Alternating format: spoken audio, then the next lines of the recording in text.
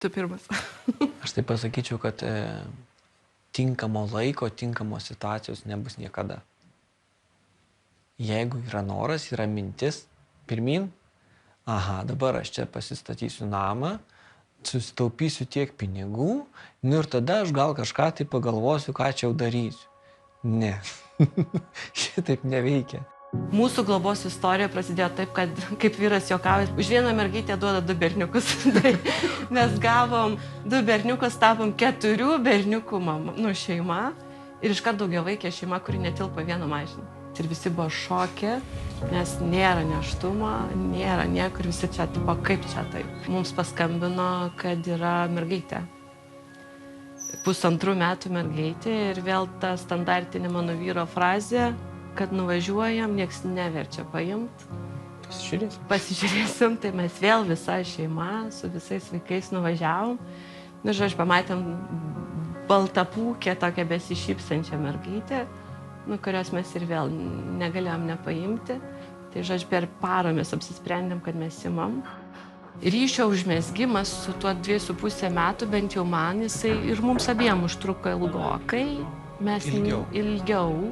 Ir kai išeidavom, pavyzdžiui, miesto pasivaikščioti, jisai galėdavo nueiti paskui bet kurią moterį. Ir tada tas toks keistas jausmas būdavo, kad tu prisliūkini prie to vaiko, nu ir jisai tipo kaip ir tu jam globėja mama ir ten kažkaip bandai prisivilioti.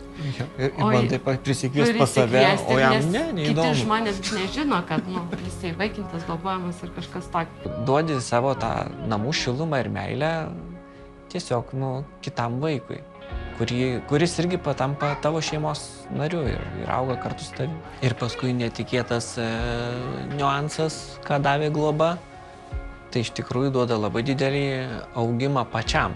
Ta prasme ir psichologiškai, ir emociškai subręsti pats labai stipriai irgi.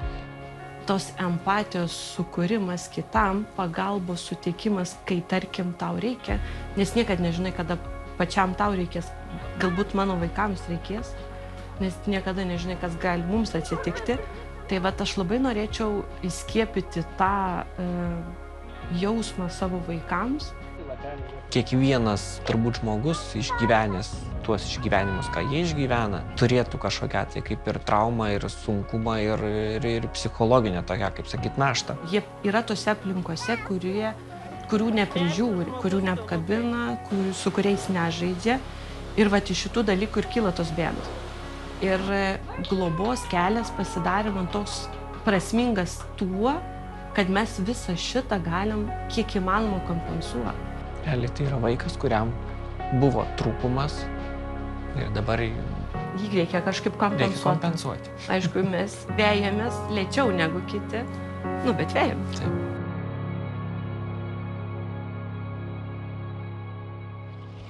Šiandien 1000 vaikų Lietuvoje vis dar laukia šeimos. Daugiau informacijos globoscentrai.lt